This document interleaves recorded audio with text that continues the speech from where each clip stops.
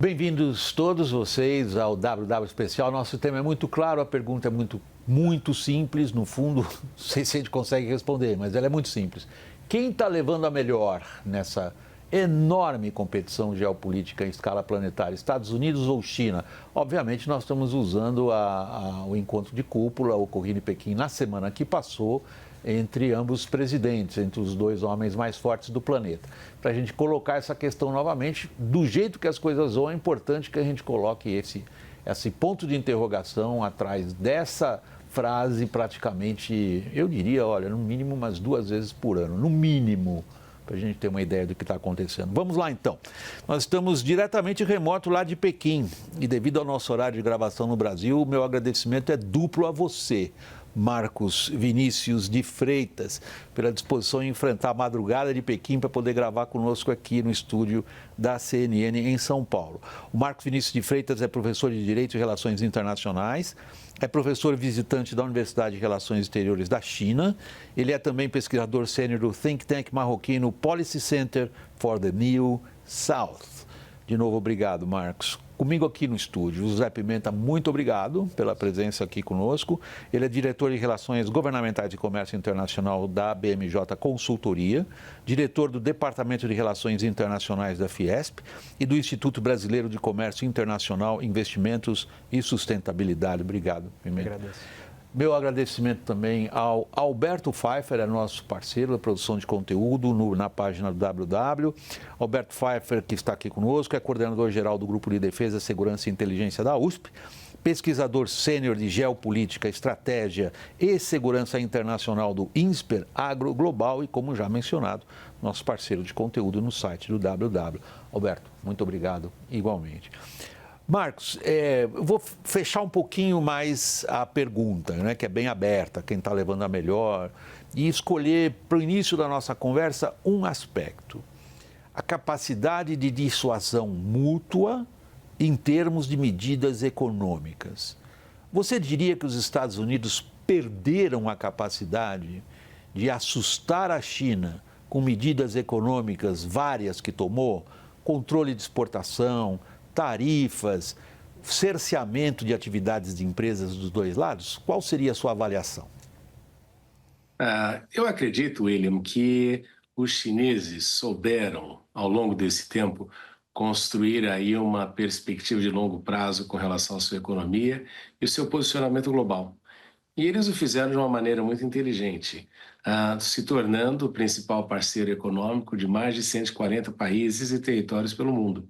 Isso não foi fácil, porque os chineses entenderam que deveriam comer para ter efetividade nesse processo todo pela borda. E foram fazendo paulatinamente de uma maneira muito inteligente. E com isso eles foram assegurando uma prevalência internacional, particularmente no setor de produção. A China projeta aí que em 2030 vai ser responsável por 50% da manufatura global. E com isso, a dependência mútua com relação aos países cresce cada vez mais. A China como fornecedora de produtos e também como grande consumidora daquilo que os outros países também têm para oferecer. Então, o chinês sempre utiliza e repete muito a história do ganha-ganha, do win-win. E é por aí que a gente observa uma redução justamente da presença norte-americana. Porque nos últimos tempos o que a gente observa justamente por parte dos Estados Unidos é uma postura mais de imposição, né? Até mesmo a ideia de peace through strength, que o presidente Trump enfatiza tanto, isso tem se tornado uma preocupação porque efetivamente nesta ordem liberal internacional os Estados Unidos se transformaram no grande bully. E é isso que os chineses têm tentado apresentar aí como alternativa. É por essa razão que a gente nota uma adoção paulatina não dos valores chineses, mas da economia chinesa com a sua relevância e com a sua pujança. Eu fiz a pergunta baseado, em primeiro lugar, na equipe que o Trump levou com ele para lá. Usando uma comparação histórica evidente, que está na cabeça de todo mundo que lê história e conhece, enfim, a relação entre Estados Unidos e China. Quando Kissinger foi à China, meio século atrás, naquela célebre viagem que mudou, de fato, as relações internacionais da época, Ele era o assessor de segurança nacional e secretário de Estado americano. Era o responsável por isso. Todos os presidentes americanos que foram à China entregaram a esse tipo de personagem no gabinete uma função central. Trump não. Ele entregou isso a Scott Bessent, o seu secretário do Tesouro. Ele estava lá com o secretário da Guerra, ele estava lá com o Marco Rubio.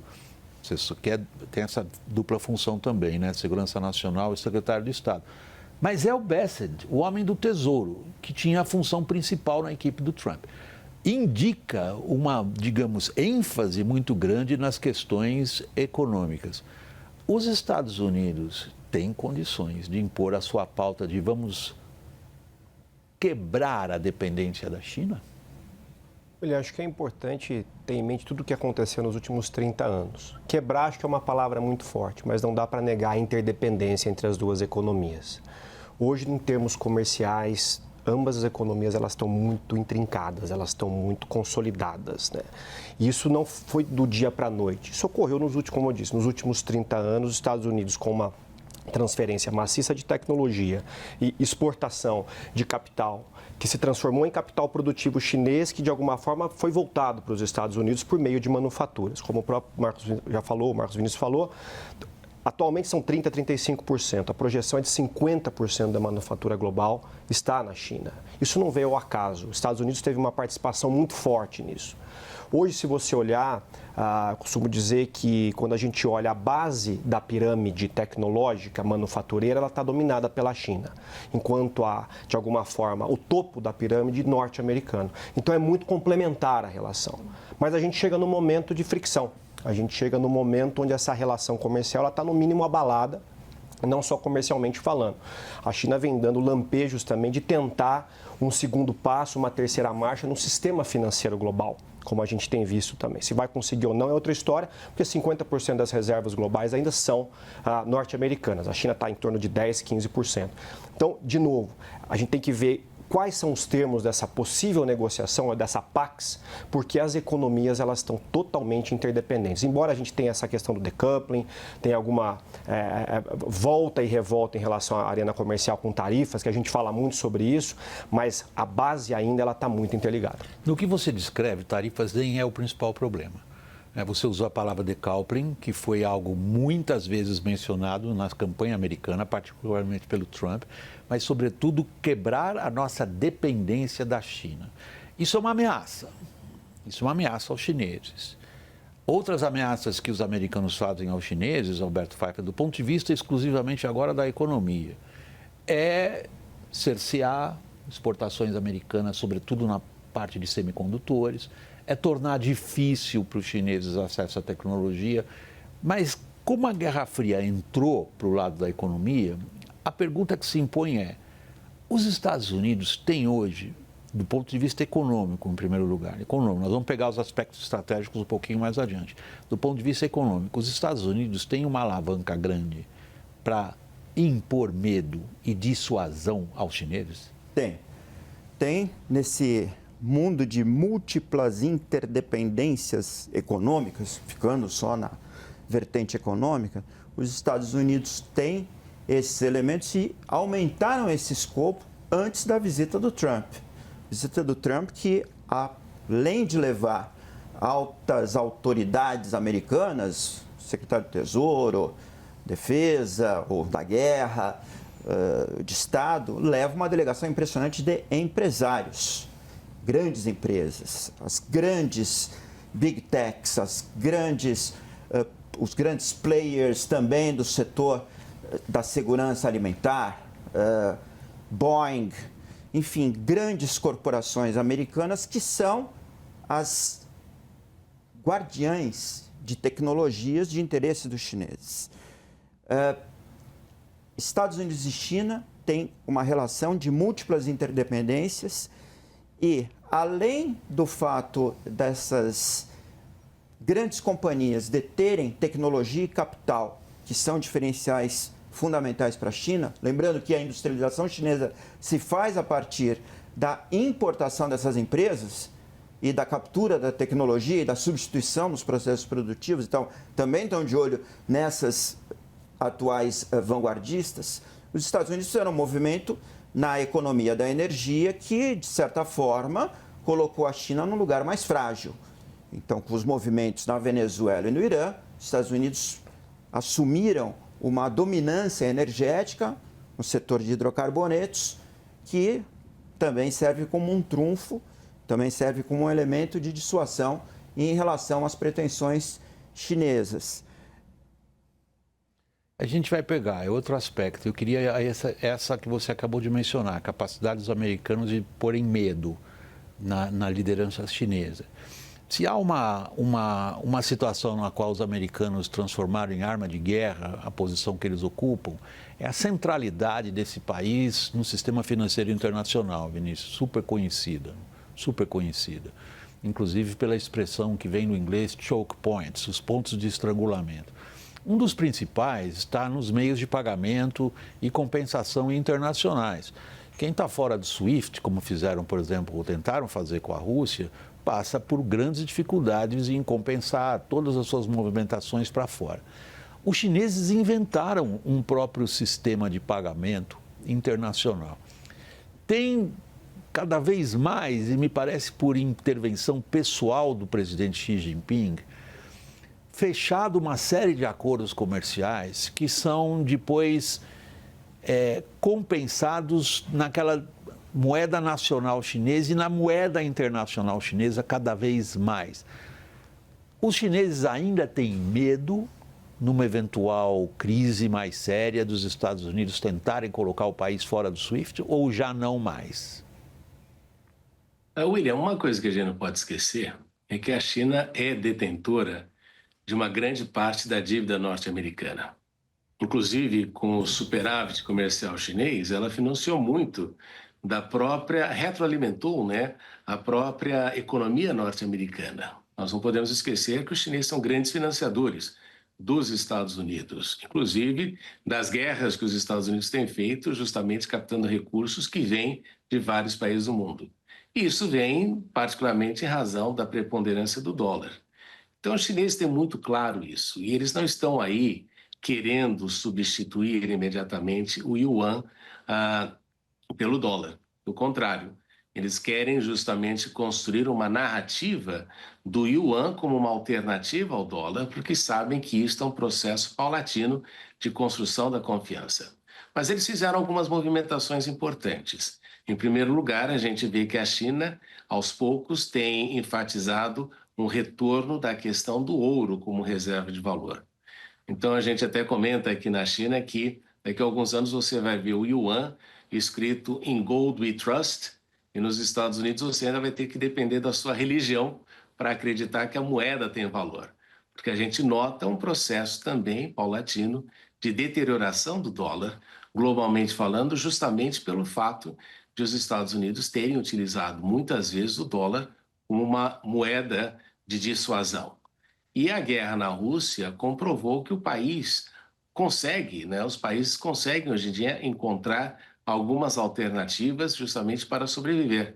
E a gente observa essa movimentação com relação ao petróleo, a troca do petrodólar pelo petro-yuan.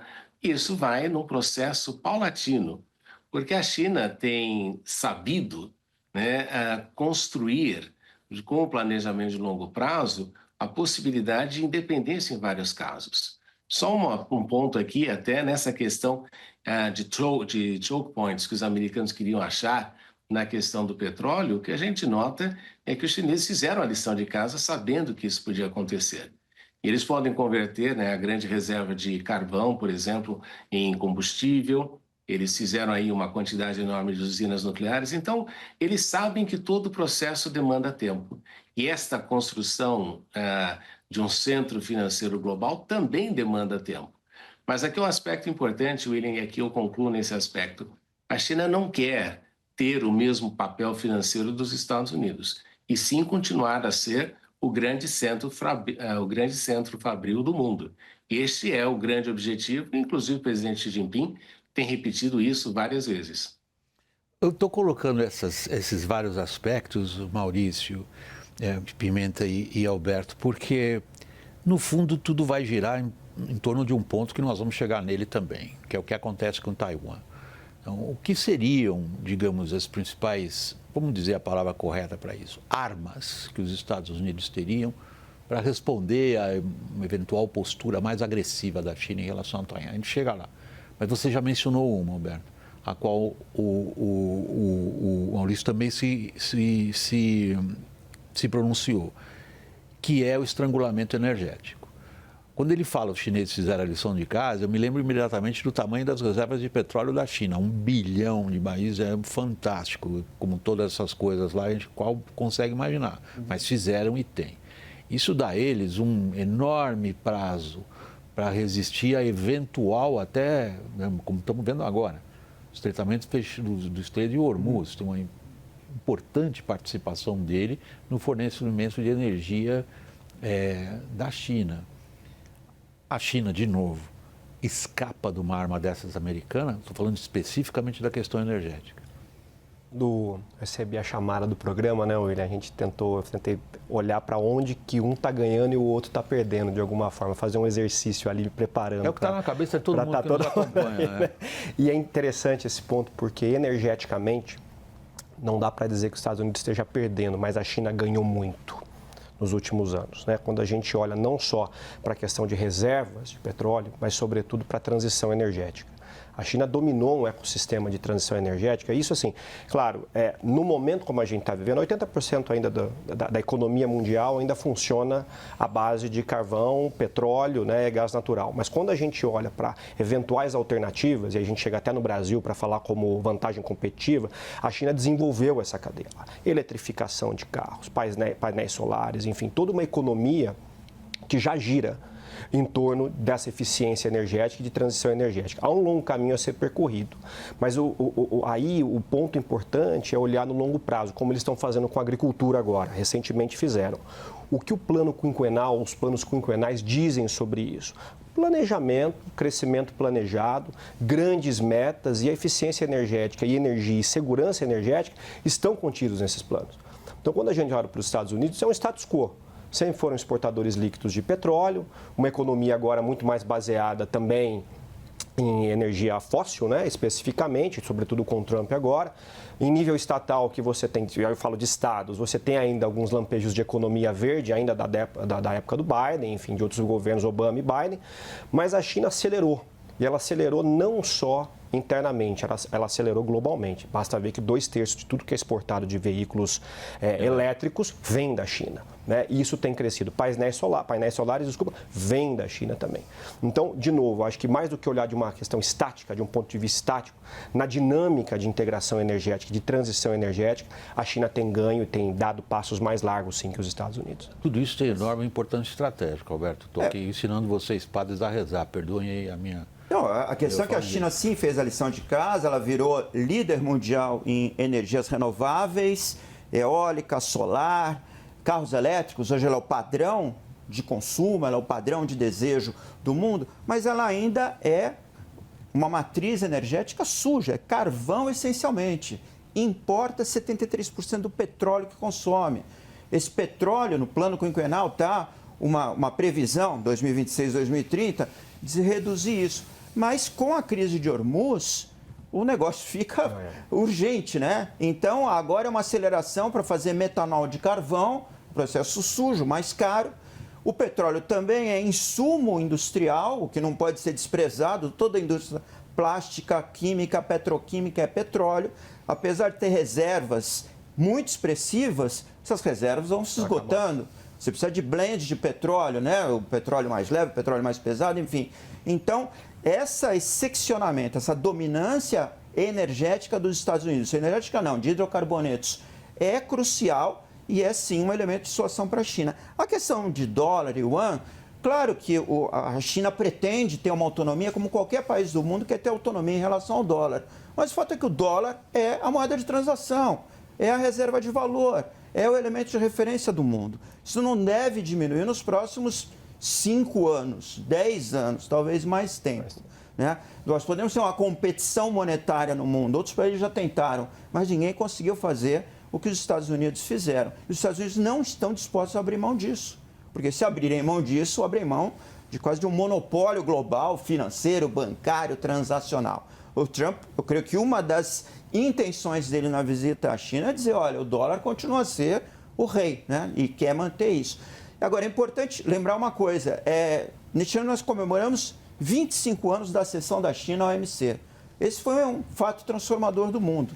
Os Estados Unidos se deram conta, de repente, que tinha um competidor voraz, capaz e que aumentava, deslocando a manufatura americana, a manufatura ocidental, a manufatura da lógica capitalista, da ordem liberal internacional, de lugar. Então, a China não destruiu só a manufatura americana, a europeia, a própria japonesa. A nossa. A nossa. Não, os países em desenvolvimento foram arrasados. Por mais que a gente tenha feito protecionismo e câmbio, não adiantou nada. A China sempre conseguia.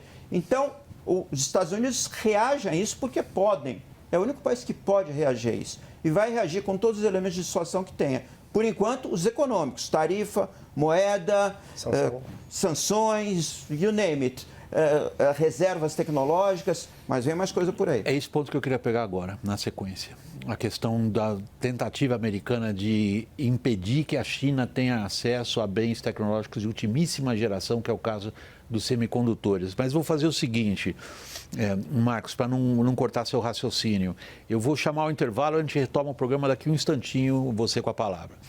É rápido, pessoal, estamos esperando vocês. Até já.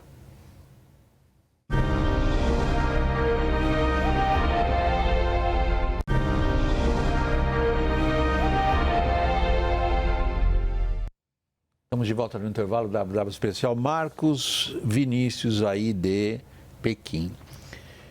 Em que estágio estamos na competição acirrada pelo desenvolvimento de tecnologias de ultimíssima geração na parte de semicondutores e inteligência artificial entre China e Estados Unidos? Se comenta que os Estados Unidos têm uma vantagem de 6 a 9 meses. O que se diz aí em Pequim? Uma das grandes coisas, e mais importante de enfatizar, sem dúvida, é o nível educacional norte-americano. E o que o Trump revelou, não é, e que era uma coisa que a gente sempre achava que não era tão relevante, foi a presença do Estado nas universidades americanas como grande financiador da inovação. Então, os Estados Unidos têm aí um sistema universitário muito importante, relevante, e que é o grande fomentador de descobertas, de desenvolvimentos, e, claro, tem uma indústria pujante que se dedica à pesquisa e desenvolvimento. Mas vamos observar algumas coisas que são importantes. Hoje em dia, a China gasta muito mais com pesquisa e desenvolvimento do que os Estados Unidos. A China, contrariamente àquilo que a gente afirma muitas vezes, é o país que mais registra patentes inovadoras no mundo, mais do que os Estados Unidos. A China conseguiu aí, através de determinados processos, se transformar na grande fábrica global. Embora a gente tenha muitas críticas, nós não podemos deixar de levar em consideração que não foram os chineses que fizeram este processo. Os países, basicamente, terceirizaram a sua manufatura porque justamente estavam transferindo para a China a questão ambiental, da poluição, e também porque tinham grandes ganhos com isso. Então, os chineses olham para os Estados Unidos, em primeiro lugar, com a questão universitária, e veem na tecnologia um elemento importante de relevância dos Estados Unidos. Agora, há uma coisa importante a enfatizar, William. Há 15 anos, eles disseram que teriam 2 universidades entre as 20 principais do mundo. Lograram isso. Agora, eles querem ter 5. Nos próximos 10 anos. Então, a gente observa que isso é um processo paulatino para a aquisição de conhecimento. E, obviamente, que com investimento, com o Estado presente nesse tipo de situação, obviamente que eles estão buscando aí diminuir cada vez mais este gap. E, claro, que entendem que os Estados Unidos têm uma vantagem muito competitiva nisso, mas é um processo e, como tudo aquilo que os chineses sempre fazem, não é uma coisa que vai ser resolvida em 1 ano ou 2, mas que vai ser aí um objetivo dos próximos 5 anos, como foi determinado pelo próprio 55º plano aí que eles fizeram, o 15º plano que eles fazem, e que claramente está muito acentuada a questão do avanço tecnológico. Eu insisto no ponto, Marcos, pelo iminente perigo disso. Nós temos uma corrida pela inteligência artificial com ramificações praticamente, alguns dizem, catastróficas em relação ao que essa tecnologia pode significar do ponto de vista de tomada de decisões militares. Mas se a gente pega a visita da semana passada a Pequim do Trump, ela está sob uma nuvem chamada Anthropic. E mais ainda, sob a nuvem de um produto desenvolvido pela Anthropic, cuja associação com o antigo, como a gente designava lá atrás, Base Industrial de Defesa Americana, é claro, um produto que tem uma rapidez tão grande na detecção de falhas em sistemas de computação que sequer o governo americano deixa que as empresas privadas tenham acesso a isso. E tem tentado, de maneira consequente, impedir que a China, por exemplo, chegue rápido aos semicondutores de última geração, sem os quais é difícil imaginar o funcionamento dos data centers, que são a base, né, a espinha dorsal da inteligência artificial. Os americanos conseguem conseguem evitar que os chineses cheguem lá, ou isso é fútil, a partir do que o Marcos está dizendo? Está comprovado já, né, William, que a China tem andado a passos muito mais do que largos em relação à inteligência artificial, à economia digital. Se você olha, por exemplo, o último relatório da UNCTAD, o World Investment Report, é muito interessante ver o que está acontecendo hoje.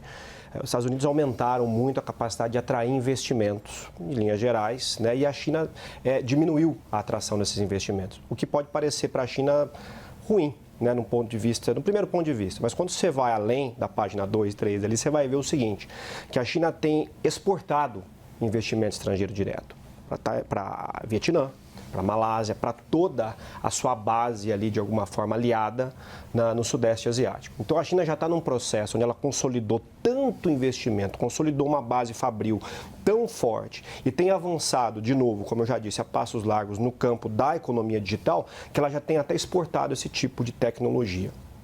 E se houve uma diminuição do investimento estrangeiro direto no mundo no ano passado, na casa de 14%, 15%, a economia digital, em termos de investimento, cresceu 100%. Então, não há dúvida de quem dominar a infraestrutura digital nos próximos anos vai, de alguma forma, ter um peso muito forte na economia mundial. E os Estados Unidos hoje, dos top 10 investimentos grandes de Greenfield em economia digital, concentraram 30% a 40% desses investimentos. E a China tem corrido atrás. Eu não duvidaria da capacidade chinesa, como o próprio Marcos disse, nos próximos anos, conseguir, de novo, né, rapidamente encostar nos Estados Unidos, gerando algum tipo de ameaça no campo da inteligência artificial. Não duvidaria disso. Vamos ver o contrário. É tal o perigo de inteligência artificial, inclusive no equilíbrio estratégico entre as duas superpotências, que, digamos, do ponto de vista utópico, a gente poderia pensar, ou melhor, ter esperança de que eles se entendessem sobre alguma forma de controle e regulação. Isso está completamente fora do mapa, a inteligência artificial. Esse é o elemento definidor de quem vai ser a potência hegemônica. Os Estados Unidos procuram manter essa dianteira, pode ser fútil? Pode, porque a China tem condições de romper a barreira tecnológica, não se sabe, né? Esse é um segredo de Estado, é um segredo fabril, é um segredo militar, enfim, ninguém vai saber. Os Estados Unidos, por enquanto, detêm essa primazia nos processadores de última geração. Eu creio que o breakthrough quântico vai ser um momento em que Estados Unidos e China estão numa corrida enorme, né, para ver quem consegue aprimorar os algoritmos quânticos e diminuir o erro associado aos processadores quânticos. E, em primeiro lugar, os avanços estão acontecendo de lado a lado. Agora, tem um fator associado à inteligência artificial que é energia, disponibilidade de energia, porque são altíssimos níveis de consumo de energia para refrigeração, para processamento. Nesse sentido, os Estados Unidos podem estar numa posição melhor. A China não tem a disponibilidade de energia que os Estados Unidos têm. Então, você tem um fator, vamos dizer, de ultimíssima geração, que é a capacidade de processamento e o teu capital humano capaz de desenvolver os sistemas, e tem um fator da velha guarda, que é a energia hard para fazer refrigeração, para fazer o processamento propriamente dito. Nesse momento, os Estados Unidos estão na dianteira. A questão é, a gente vai para um mundo de conflito ou para um mundo de aparente, eu não vou dizer cooperação, mas entendimento, né, de concórdia. Se a gente for para um mundo de conflito, quem conseguir o breakthrough vai ser que nem a corrida nuclear, né? Quem conseguir primeiro saltar ganha a dominância. E aí o inicial, outro, né? Como a gente viu no inicial único... e o outro vem. Na Guerra Fria foi exatamente isso. Exemplo... O outro vai chegar. Então a gente pode pensar, no limite você vai para um equilíbrio estático em que ninguém vai ganhar. Num cenário mais otimista, há um entendimento e a humanidade toda sai beneficiada por esse quadro. Num cenário mais pessimista, tipo Guerra Fria, você entra para uma partição que já existe, né? Uma partição de padrão tecnológico. A China é uma tecnologia fechada, sistemas próprios. Ela abre para os países com quem ela queira ter negócios enfim. Então, não sei, mas o que eu posso dizer é que hoje os Estados Unidos estão na dianteira e vão querer manter isso, custe o que custar. O acesso a esses processadores de ultimíssima geração vai ser vedado aos chineses até o último instante. Marcos, você nota que do horário do nosso programa, a gente chegou quase na metade dele e abordamos alguns dos aspectos mais abrangentes, as questões de economia, as questões de dependência energética, as questões que estão ligadas à interdependência ou à dependência mútua, como você quiser, entre essas duas superpotências, e também a questão dos avanços tecnológicos. Agora a gente está caminhando para os clássicos de geopolítica. Balanço estratégico, balanço convencional, posturas em termos de segurança e sistema internacional de cada um desses grandes países. Então, se eu puder pensar o primeiro deles, que seria o balanço convencional, eu começaria pelas palavras que o presidente da China pronunciou na semana passada, logo ao receber o Trump, dizendo o seguinte: olha, mais ou menos assim, não estou citando literalmente, toma cuidado com o que vocês vão fazer em relação a Taiwan, porque isso aí pode desandar feio. Qual é hoje, na sua avaliação, a posição de cada um em relação ao balanço convencional? Balanço convencional é a capacidade da China de negar aos americanos projeção de poder e seria a capacidade americana de impedir que a China, de uma forma mais agressiva, se apropriasse de Taiwan. Como é que está esse equilíbrio hoje? A questão de Taiwan é uma questão histórica para os chineses. Inclusive faz parte aí da resolução e da conclusão dos 100 anos de humilhação. Então, ela não entra, não é como a gente vê muitas vezes, uma moeda de negociação nesse processo. Então, o que a gente nota é que os chineses têm aí, novamente, feito a sua lição de casa, no sentido de que não há, de fato, William, o interesse de se fazer uma guerra contra Taiwan. E uma das coisas que o presidente Xi obteve, em princípio, nesta situação e nessa visita de Estado do presidente Trump, foi um compromisso de redução de venda de armamentos para Taiwan. Porque aí é o ponto de discórdia fundamental entre os dois, e os chineses sempre vão recordar os norte-americanos sobre os comunicados que foram assinados no passado com relação ao princípio de que há uma só China. Então, a China investe na questão militar, sabe e não quer, e aqui é importante se enfatizar isso, a China não quer atuar como xerife do mundo, embora tenha aí construído uma capacidade relevante na questão militar, tem um grande exército e tem aí enfatizado a importância de utilizar este exército na proteção dos seus interesses, quando necessário. Mas os chineses sempre dizem que eles não vão ser os primeiros a disparar qualquer bala ou utilizar qualquer armamento, e sim o farão sempre no sentido de querer aí garantir a defesa do seu território. Então isso é importante de enfatizar, e é por essa razão que eles têm investido aí numa série de coisas importantes para esse processo. Pimenta, o aspecto de política americana em relação à China, a qual o Marx se referia, é conhecido em inglês como One China Policy. É bem antigo isso, por sinal. É um dos poucos exemplos atuais de ambiguidade estratégica em relação a uma situação como essa. Essa One China Policy diz basicamente o seguinte: os Estados Unidos reconhecem que a China é um país só. E parece, no que até agora foi mantido, que o interesse americano... Tem 129 países que acompanham os Estados Unidos nessa maneira de entender a situação deles. E até aqui os Estados Unidos pareceram mais interessados não tanto na situação, mas na maneira como ela poderia ser resolvida. Então, a One China Policy assume que os Estados Unidos não se oporão a que os chineses se entendam entre si e resolvam essa questão entre eles, mas farão o que for necessário para evitar que a China continental abocanhe Taiwan. Aí a pergunta é a seguinte: a China, Xi Jinping, está disposta a dar espaço? Ambos têm um cálculo muito preciso e exato da grandeza, da magnitude em termos de segurança no mundo, né, em relação ao outro. Né? A China sabe que o gasto em defesa dos Estados Unidos chega na casa de $1 trilhão por ano de dólares, enquanto a China gasta, não são modestos, mas 300 bilhões de dólares por ano. Então, os Estados Unidos gastam pelo menos 3 vezes mais.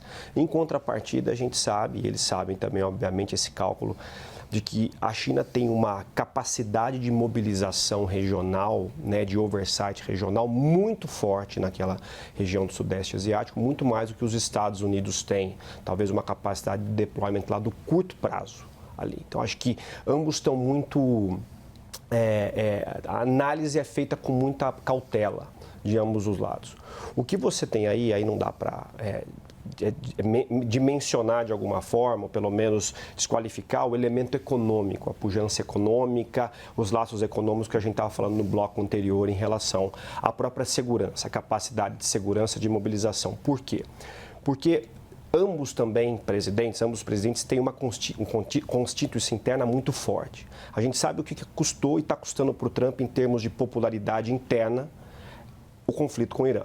A popularidade despencou, chegando a menos de 30% em alguns estados. Em nível nacional, a reprovação está chegando a quase 60%. Então, esse movimento ele é muito crucial para o Trump hoje. Quando que o Trump efetivamente vai engatar num discurso bélico ali, de fato, com a China? Em contrapartida, a gente sabe que o Xi Jinping tem uma constituição muito maior que o próprio Partido Comunista.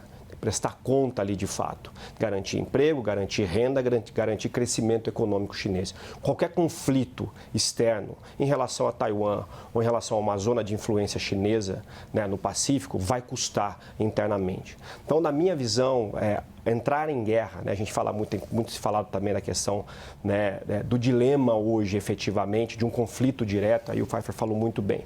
Eu vejo isso com muita distância ainda, muito mais uma questão de dissuasão específica ali e ambos reconhecerem o poder militar do outro. China reconhecendo que os Estados Unidos têm um poder militar global muito maior do que eles, embora a influência no sul global e regional da China seja hoje inconteste. Isso aí que você está se referindo é um dilema estratégico clássico, que é da dissuasão mútua. É ele que está mudando. Se a gente olhar apenas o aspecto convencional, os chineses hoje exibem uma vantagem enorme em cima da capacidade americana de projetar poder naquela região. A marinha chinesa é muito maior que a americana.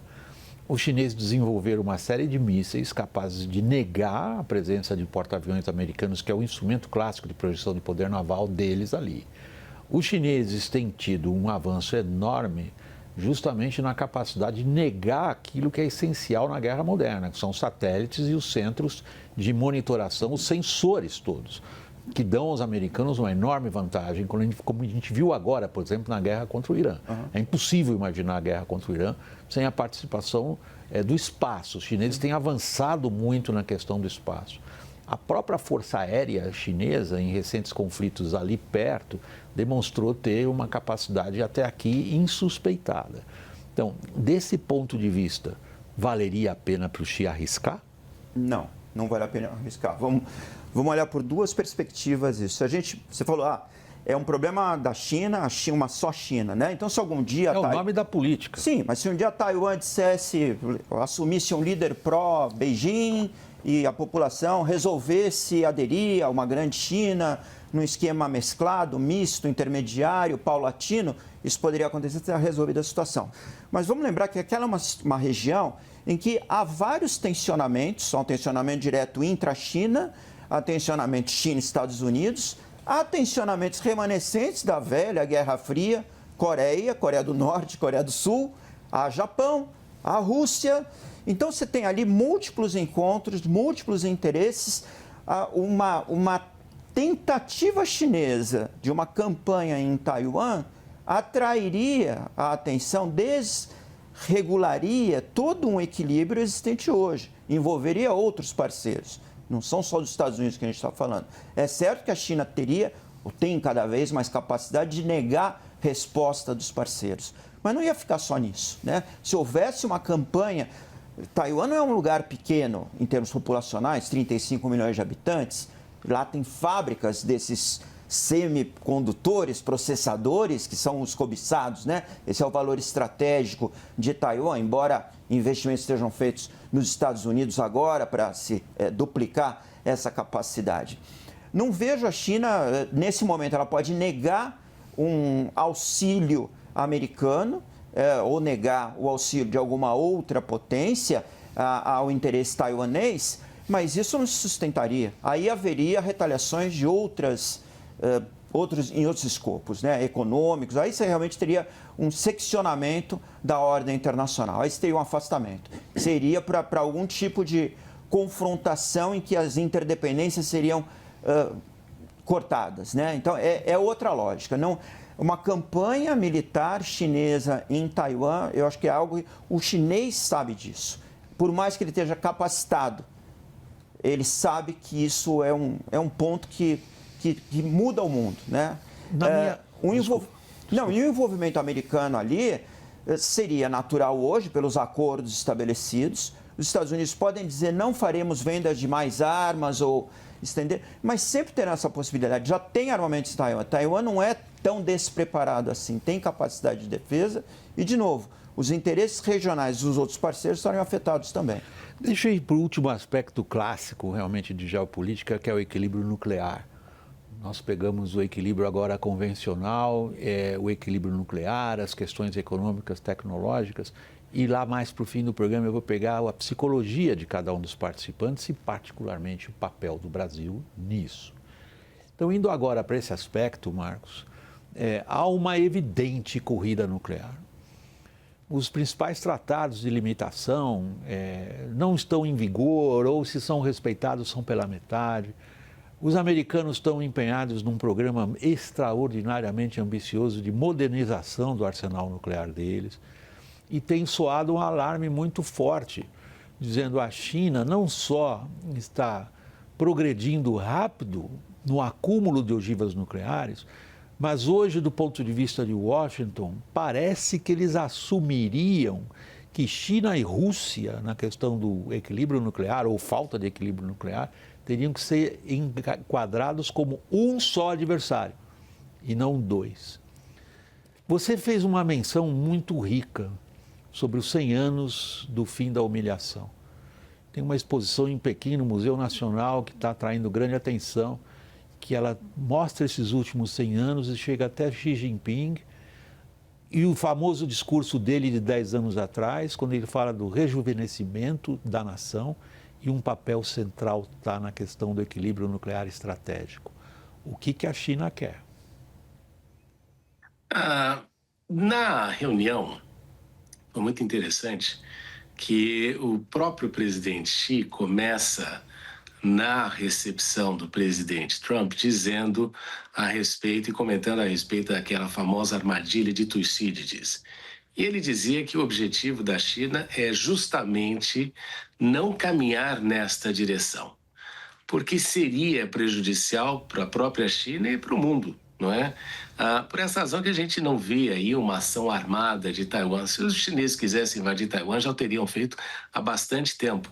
Mas eles entendem que isso teria uma repercussão global e um momento complexo da ordem internacional. Os chineses querem estabilidade, não é? A palavra-chave deste encontro, que a gente viu em todos os momentos, foram os chineses falando que eles precisam de estabilidade. O mundo precisa de estabilidade para crescer. E, claro, a questão armamentista que existe na China é também porque a China se encontra, diferentemente dos Estados Unidos, que tem os 2 melhores exércitos do mundo, o Oceano Atlântico e o Pacífico, a China tem uma vizinhança muito complexa. A relação com a Rússia, que nós olhamos aí e parece um temor, como os ingleses tinham, de uma associação entre russos e alemães no século XIX, os americanos projetam isso com relação a uma associação entre Rússia e China. Mas o histórico dos dois também é um histórico complicado, complexo e de desconfiança mútua, deve-se enfatizar. Então, o relacionamento tem também os seus percalços nesta situação. Com relação à Coreia do Norte, os chineses já disseram muito claramente que não querem ali que a Coreia venha utilizar os seus equipamentos nucleares, os seus armamentos nucleares, gerando uma instabilidade na região. Então, o que eu observei até numa reunião que eu participei aqui com militares, com um deputado japonês, ele falou uma coisa muito interessante. Ele disse: não vamos importar para a nossa região os conflitos de outros baseados justamente na alimentação e retroalimentação de uma indústria de defesa. Não é interessante que isso aconteça na Ásia. Então, eu acho que essa tem sido a postura dos chineses, embora tenha investido aí, não do mesmo tamanho dos Estados Unidos, até porque a China fala que o seu objetivo não é ocupar a posição militar dos Estados Unidos. Eu vou para o intervalo e vai ser o último segmento do programa depois do intervalo, Pimenta. A gente retoma o programa contigo. Eu acho que, independente do que você quiser observar sobre a questão nuclear, eu vou acrescentar a ela o raciocínio estratégico de cada lado. O exemplo de Tucídides é ótimo, porque ele está citando, no fundo, uma situação... E é engraçado que as pessoas passaram a ler de novo um texto de 2.500 anos atrás. Que é a história da Guerra do Peloponeso. Que, no fundo, é a existência de um império, o Império de Atenas, que depende de um conjunto de alianças com a presença central de Atenas. Se quiser, bota os Estados Unidos no lugar de Atenas. E tem que enfrentar a Esparta, que é uma potência ascendente de extraordinária capacidade militar. E aí a ideia que está na cabeça de cada um dos dois contendores é: se eu não fizer algo agora, ele vai ganhar de mim porque ele está ficando cada vez mais forte. E no fundo o que o Tucídides está dizendo de 2.500 anos para trás, para nós hoje, no século XXI, o dilema é o mesmo. Ou eu faço algo, ou ele fará contra mim. A gente volta depois do intervalo. É rápido, pessoal. Até já.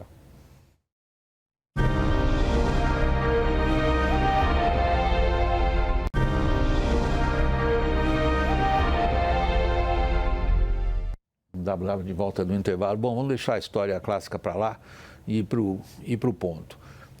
Quando a gente considera o equilíbrio estratégico entre os dois, os chineses estariam eventualmente, no fundo, porque o Xi diz 2027 é o ano em que a gente rejuvenesceu o país, é um prazo, é uma espécie de um deadline.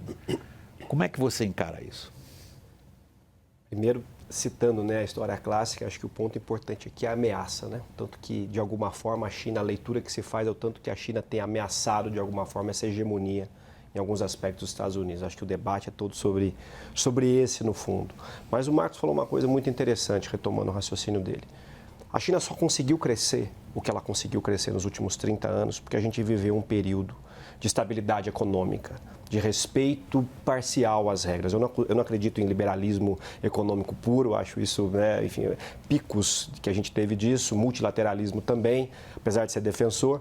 Mas o que você teve é uma perspectiva onde a China conseguiu, dentro de um regramento jurídico multilateral, comercial, né, e dentro de uma certa estabilidade macroeconômica global, embora com alguns solavancos, crescer e ocupar um espaço, um vácuo ali que não tinha outro player a ocupar por conta de toda a pujança e escala industrial que ela conseguiu e, de alguma forma, atrair esses investimentos.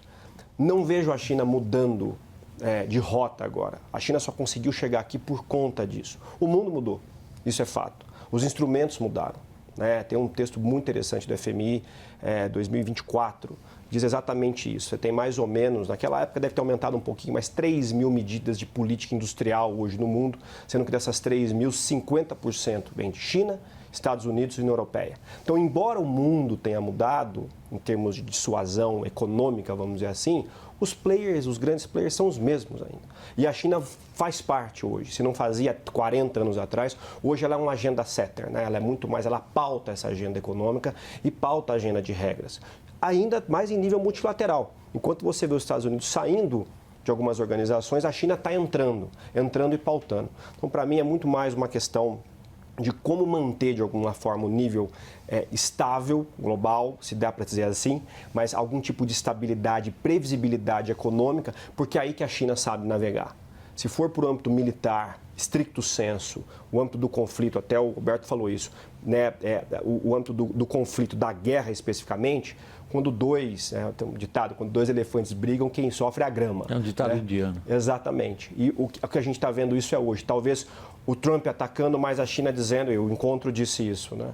Olha, vamos de alguma forma ter um pouco de cooperação e pacifismo aqui, pelo menos para a gente conseguir manter e levar um pouco mais à frente. É porque esse é um mundo que favorece a China, né? A China conseguiu se apropriar do ambiente criado pelo multilateralismo amplo, em específico a OMC, né, a Organização Mundial do Comércio, as regras comerciais, as regras para a atração de investimento segundo aquela lógica do começo dos anos 2000, se apropriou disso e ganhou muito disso, né? Tanto que o ressentimento americano, que não é do Trump, de toda a elite americana, de todo o sistema político americano, do establishment americano, é de que, puxa, nós criamos um mundo para facilitar a vida de todo mundo, de todos, né, os participantes, e apareceu a China, que nos anos 90 era um país subdesenvolvido, sem indústria, com a população PIB menor que o brasileiro, majoritariamente rural, com comércio exterior em 87, China e Brasil exportavam 20 bilhões de dólares cada um. Olha os números hoje. A China se tornou a grande indústria do mundo. E a China dominou isso. Ela se apropriou dessas regras. Elas beneficiam a China. Então, para a China continuar no mundo desse multilateralismo, no qual ela consegue navegar bem, é o melhor dos esquemas. Até porque as infrações internas, ninguém consegue se meter lá. Regras de trabalho, regras ambientais, ninguém consegue subsídios. Agora, o importante, William, é o seguinte, quando a gente pensa na projeção de poder da China, a gente está falando em força convencional, a China, está certo o Márcio quando fala, a China não tem pretensão de projetar poder, ela quer apenas manter estabilidade no seu entorno, estabilidade nos fluxos de commodities, matérias-primas que ela necessita para manter o seu crescimento, embora ela queira substituir e se tornar autossuficiente em alimento, em energia, em minério, ela não consegue isso no curto prazo e ela não consegue isso a baixo custo. Mas, importante, a China não tem testagem, rodagem de conflitosidade militar. Quer dizer, Forças Armadas não são testadas. Ela nunca entrou numa guerra. O exército chinês é um exército de um filho só. A China é uma população, curiosamente, em envelhecimento. Tem um problema demográfico na China. Toda a família teve só um filho. Mandar um soldado para a guerra é perder uma geração. Alberto, deixa eu chamar a tua atenção para algo que eu acho que a gente não pegou ainda e precisamos pegar. Que é a psicologia de quem toma decisões vitais do ponto de vista estratégico. Se a gente for um pouco para trás e pensar na psicologia dos participantes, nas grandes crises da Guerra Fria 1.0, Kennedy e Khrushchev, e a gente pegar mais adiante, quando um exercício militar da OTAN provoca o alarme número 1 em Moscou, porque achava que não era um exercício militar, que na verdade era um ataque surpresa para exercer a superioridade, assim vista pelos soviéticos, do mundo ocidental sobre eles, nós tivemos ainda mais perto de uma guerra nuclear do que tivemos na crise dos mísseis de Cuba. Agora nós temos o estreito mais importante do mundo, que é o de Taiwan. Em segundo lugar, o Estreito de Malaca, onde essas duas potências estão uma olhando para a outra e vendo quem é que pisca. E aí nós temos a psicologia dos que tomam decisões. O que você pode nos dizer, Marcos, sobre a psicologia de Xi Jinping? Ele é um líder chinês como nenhum outro, desde Mao Tse-tung, como nenhum outro. Ele tem uma ideia de deixar um legado para a China que é muito mais do que a pujança econômica, do que o avanço tecnológico, do equilíbrio militar. O nacionalismo chinês é algo muito forte, pouco levado em conta. O quanto isso mexe com a psicologia e, portanto, as decisões de um Xi Jinping no momento de crise aguda? Há um sentimento importante, que ele comenta sempre, que é a respeito do rejuvenescimento da China. Mais importante do que a modernização, o presidente Xi fala a respeito desta necessidade de uma população de 5 mil anos se sentir apta a concorrer e a competir no mundo moderno. Quando ele fala de rejuvenescimento, é isso: transformar a China num país competitivo internacionalmente e que consiga atingir uma melhoria na qualidade de vida da população. E esse é o principal legado dele. Se nós observarmos, não é, a China não tem aí justamente optado por essa postura bélica, porque não é interesse chinês nesse processo. Embora a utilização de equipamentos chineses na guerra entre o Paquistão e a Índia revelou ali uma grande surpresa para o mundo com relação à qualidade do equipamento de guerra chinês. Então, talvez os chineses não tenham aí a experiência norte-americana de guerra, mas o que a gente vê também é que mesmo essa experiência militar, este comando sobre armamentos militares, numa guerra assimétrica, como tem sido a do Irã, tem se revelado inefetivo. Então, o que a gente nota é que, na cabeça do presidente Xi, o que ele pretende nesse processo todo, e ele fala aí de uma comunidade de sonhos compartilhados, de vida compartilhada, da terra, né, sendo um grande condomínio, o objetivo dele é tentar fazer com que a nação chinesa volte a ter a sua representatividade internacional, não quer ser uma potência hegemônica semelhante aos Estados Unidos, mas quer sim fazer parte da sala, né, quer estar presente nas grandes decisões e não ser parte, não ser o elemento do cardápio. Não é? A China, durante muito tempo, entendeu, até por causa dos 100 anos de humilhação, que ela era o cardápio. E eles, nesse processo todo, querem justamente dizer que não, nós temos uma participação importante, um país que tem 5 mil anos de história. Inclusive, foi muito interessante, William, quando o presidente começa a falar, ele vai justamente refletir toda esta questão histórica, porque este peso da história na China é que transforma o país mais do que não que transforma a China, muito mais do que um país, numa civilização. E a preocupação de qualquer líder chinês é justamente a preservação desta civilização. E eles entendem que isso deve ser feito por outras maneiras que não seja guerras, principalmente. É engraçado engraçado, quer dizer, é sempre interessante essa referência que o Marcos faz ao mundo que está na cabeça de alguém, né? O mundo que está na cabeça do Xi é um mundo ligado a uma civilização milenar, a uma presença muito mais abrangente do que simplesmente ser a principal potência manufatureira do mundo. Referências históricas não é bem a praia do Trump. O Trump foi a semana passada à China, digamos, com 2 guerras que não andaram do jeito que ele queria e foi ele que começou. O Liberation Day, em abril do ano passado, foi uma guerra que ele iniciou naqueles termos. Não está indo do jeito que ele achava que iria. A guerra contra o Irã, igualmente. É uma guerra que ele iniciou, uma guerra de escolha, que até aqui, no momento que a gente está aqui captando esse programa, não está andando, evidentemente, do jeito que o Trump queria. O que isso pesa nas tomadas de decisão de alguém que até aqui surpreendeu o mundo basicamente por causa de dois itens. Imprevisibilidade do Trump. É uma característica. As pessoas, umas acham que isso é muito bom, outras acham que é um absurdo, mas é uma característica dele.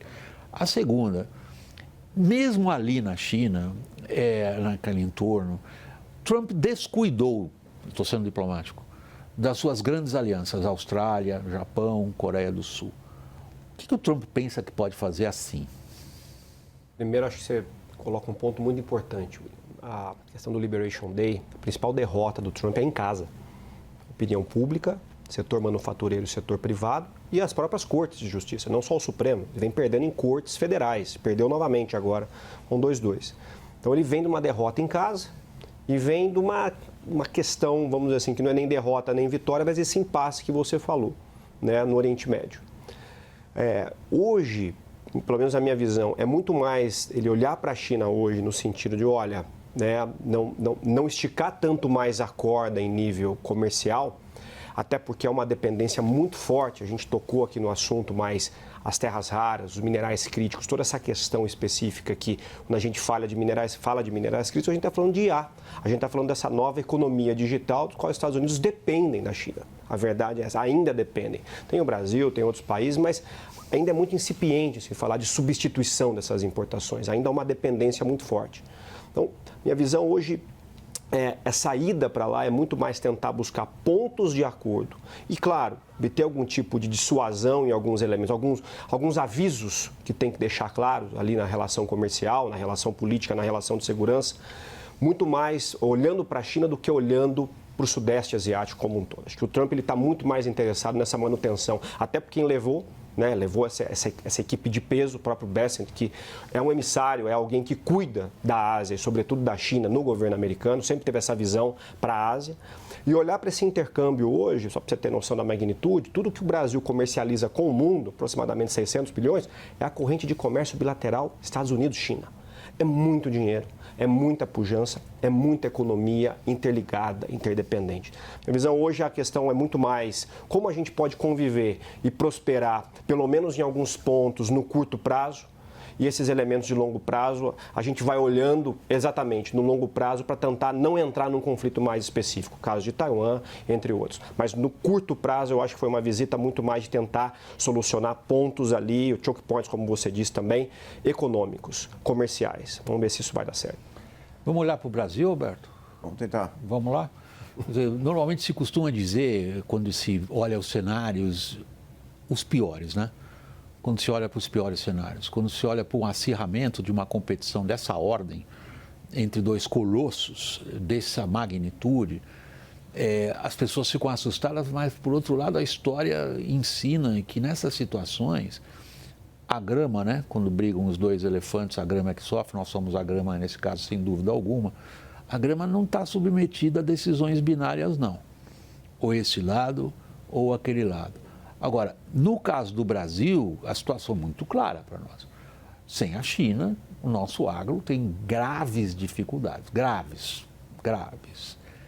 O que é essa disputa estratégica que tem possibilidade de acirramento significa para nós? Significa que a nossa localização nos impõe alguns constrangimentos, para ser também um pouco diplomático, né? Ou diria, nos impõe decisões. A doutrina de segurança nacional americana, a National Security Strategy, definiu o hemisfério ocidental como uma zona de preferência de interesse americano. O Brasil está nessa região. É nosso. É nosso.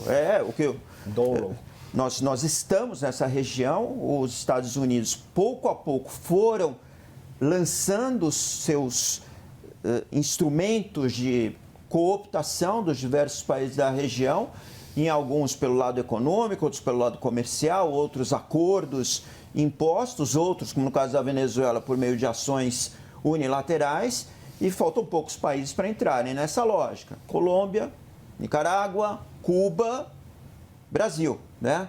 Então, o Brasil está no hemisfério ocidental, está sob o olhar americano, numa zona de preferência em que há interesses comuns específicos. Um deles, o crime organizado transnacional, narcotráfico, é uma preocupação da agenda de Donald Trump, das autoridades americanas, e outros elementos dos quais o Brasil dispõe, positivos ou negativos, ou de negação à China, como você bem lembrou, quer dizer, o fato de o Brasil ser um supridor alternativo de soja, de carne, também é um problema interno americano, porque compete com os agricultores, com os pecuaristas americanos, ao mesmo tempo que dá à China o alívio vis-à-vis eventuais medidas unilaterais americanas. Então, o Brasil está num lugar decisório, num lugar de equilíbrio tênue e frágil, de equilíbrio delicado, tem que procurar o seu próprio interesse. Não creio que disponha dos elementos para fazer prevalecer seu interesse, ele fica a reboque desses dois hegemonas. Eu não diria que ele vai ser pisoteado, mas ele está à sombra, logo ele fica no lugar secundário. E a melhor coisa que o Brasil poderia fazer é compreender o seu lugar estratégico a partir da sua capacidade de produção de suprimentos essenciais. Entram as reservas de terras raras e minerais críticos, sua capacidade de processamento, entra a nossa capacidade de fornecimento de bens do agronegócio, minerais, energéticos, A água, no sentido geral, né, que é um bem escasso no mundo, em particular para a China, todo o seu manuseio, todo o seu uso, e conseguir estabelecer diálogos, pressupondo que em algum momento haverá cooperação entre esses dois parceiros interdependentes, apesar dos tensionamentos pontuais, que há do lado da China a expectativa de manter estabilidade de acesso e há do lado americano a pressão para que pontos sensíveis não sejam entregues para o outro lado, por assim dizer, né? Então, terras raras, minerais críticos, precedência americana. Combate ao narcotráfico, precedência americana. O Brasil não vai adotar tecnologias chinesas, vai preferir as tecnologias americanas. Me refiro a Big Tech, me refiro à propriedade intelectual. Nesse sentido, pode ser um encaminhamento do posicionamento brasileiro face a esse difícil equilíbrio de tênue estabelecido entre Estados Unidos e China. Marcos, por último, para a gente encerrar o programa, faz parte dos novos planos de segurança nacional da China a segurança alimentar. Está bem no alto isso. E ao esclarecer o que isso significa do ponto de vista da China, o governo chinês tem dito: temos que diminuir a nossa dependência de importações. O Brasil é diretamente afetado por isso. O que você diria para o agro, o setor do agro no Brasil, das possíveis consequências dessa política chinesa para as nossas exportações? Eu diria, William, que em primeiro lugar o nosso setor agropecuário precisa deixar de ser esquizofrênico com relação à China. Porque a China é o grande comprador do Brasil e o Brasil é concorrente direto dos Estados Unidos. Direto, não é? Nós olhamos para o ano passado e a China comprou toda a soja brasileira, não comprou 1 quilo de soja americana, justamente em razão da proximidade que existe entre os governos neste processo todo. Então, a relação aí é muito importante. Na última reunião do Partido Comunista, e no último plano, os chineses já disseram que têm a capacidade de produção para alimentar 1,6 bilhão de pessoas. Porque existe também uma forma na China de garantir que o Estado entre para garantir o preço do alimento de maneira que não fique caro. A comida é barata na China. Então, existem mecanismos de mercado e mecanismos de intervenção estatal para que isso seja garantido. Agora, os chineses dizem uma coisa muito importante, né? Um ditado chinês que diz que a distância produz beleza. E a relação com o Brasil é uma relação distante, não é? Existe uma distância enorme, mas uma relação que eles observam como de sinergias muito maiores do que aquelas que o Brasil pode ter, por exemplo, atualmente com os Estados Unidos e com a própria Europa. Porque o que nós observamos é que a possibilidade de ganho, e é isso que é o grande problema desta doutrina Monroe, né? Que não tem nada a ver com a doutrina Monroe, né? Se nós olharmos os momentos históricos, tudo isso, é que os Estados Unidos não têm aí a oferecer aquilo que os chineses têm neste processo todo. A China olha para o Brasil, se transformou aí no maior receptor de investimentos chineses. O Brasil é um parque de diversões para a questão de infraestrutura, o Brasil precisa muito disso. E na questão agrária, nós temos também a possibilidade de continuar a parceria.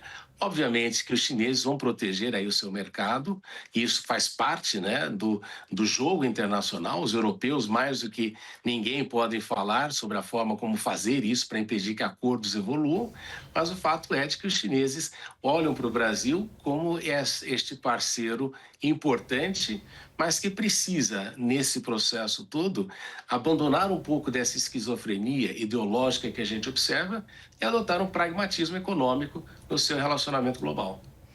A gente precisa começar um programa sobre isso. Esse aqui eu, infelizmente, sou obrigado a encerrar. Já sei, o público vai bater na gente, vai dizer: vocês estão pensando em televisão, o mundo não é mais televisão, é internet. Pessoal, a gente aumentou o tamanho do programa por causa das reclamações de vocês. Então, continuem reclamando, a gente vai aumentando e conta com o apoio que vocês nos dão, desse apoio nos sentimos tão orgulhosos e bem tratados. Marcos Vinícius de Freitas, muito obrigado pela sua participação direto aí de Pequim. Quero agradecer aqui no estúdio ao José Pimenta, muito obrigado, Pimenta.